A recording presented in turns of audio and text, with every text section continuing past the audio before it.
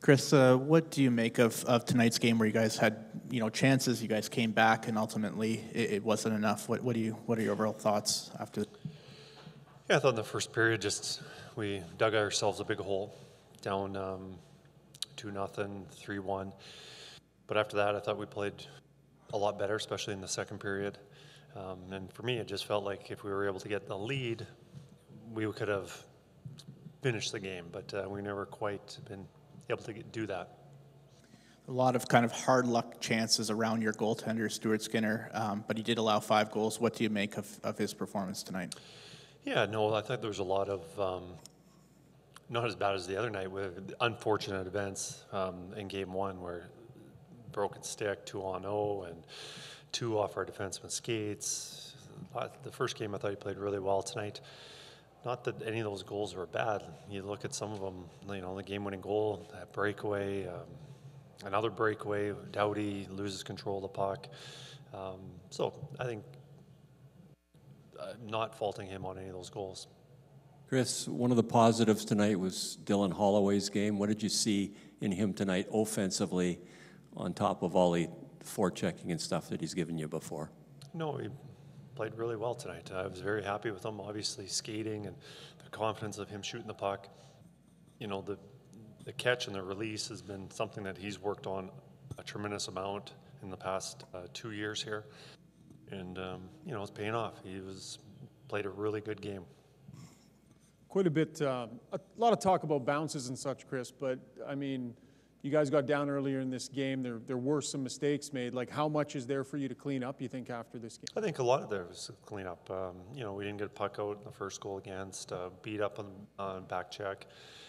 And they are a good team. They're going to get chances, but I felt that we were giving them some opportunities that I don't think we needed to. If you compare the 2 nights, just overall quality of play, I mean, how much of a difference was there, would you say, from what you output tonight from Game 1?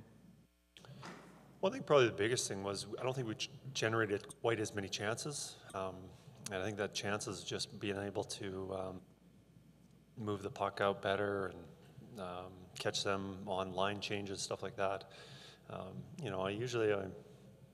I have a feeling after the game, and then when I'm watching it, it's never as good as I thought, and it's never as bad as I thought. So I'll reserve that judgment for later.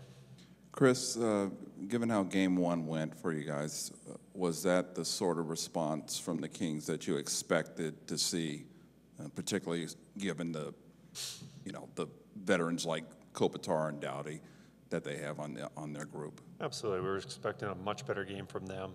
At times, we controlled a lot of plays in Game 1, and we knew that was not going to happen for long periods of time. In Game 2, we were expecting a strong start from them, and they definitely gave it with the 3 first period goals. In the playoffs, sort of everything is magnified, and then it comes on you really quickly. How do you think Stuart Skinner is equipped to put this in the rearview mirror and be himself for Game 3? Oh, I've seen him take ownership and accountability and come out really solid and play superbly. And I have no doubt that he can do that.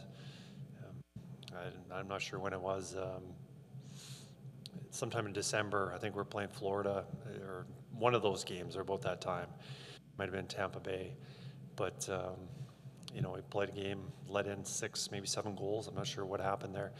And, he took ownership. It was ownership on, I don't think it was that bad. It was just the chances we were giving up.